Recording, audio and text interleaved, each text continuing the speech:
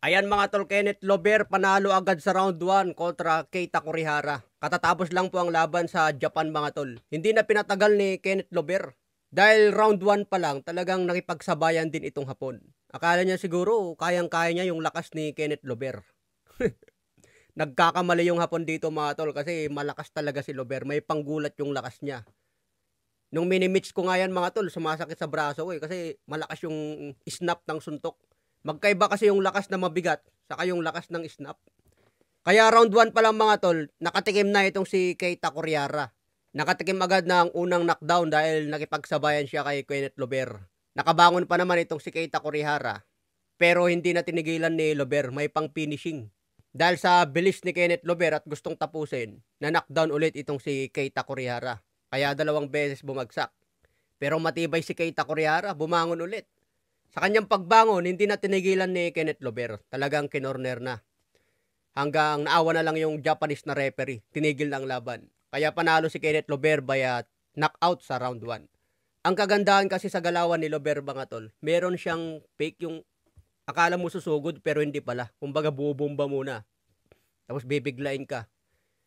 Yun talagang style ni Lober mga tol. Kahit ilang beses mag-fake yan. Kung kakagat ka sa fake niya, bumitaw ka ng jab o kaya straight, delikado ka talaga, kakounterin ka. Kaya mahirap kalaban itong si Lober kapag dikitan kasi yung galawan niya may in and out. Tapos pagka in and out niya ganoon, pupunta sa likod. Basta magaling si Lober mga tol, yung footwork niya meron, yung lakas, speed.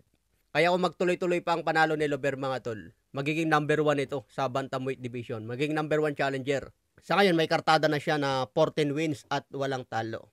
Sabi nga ng ilan mga tol, may pagka Manny Pacquiao yung galawan ni Lober. Meron talaga. Hindi ganun man katulad kay Manny Pacquiao, pero yung style Siyempre, idol niya si Manny Pacquiao mga tol. Kaya siyempre, magagaya din talaga yung moves.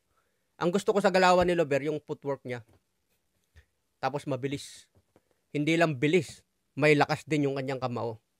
Kaya sana magtuloy-tuloy pang panalo ni Lober mga tol. Itong si Keita Kurihara kasi mga tol, medyo malambot din talaga ito. Pinabagsak nga ito dati ng isang Pinoy din sa round 1 Tapos yung estilo niya talagang nakipagsabayan din. Hindi siya yung tipong technical, outboxer. Kasi kung technical at outboxer ang kalaban ni Lober, talagang matcha-challenge siya, mahirapan din. Pero kung makipagsabayan lang din kay Kenneth Lober, malulugi talaga.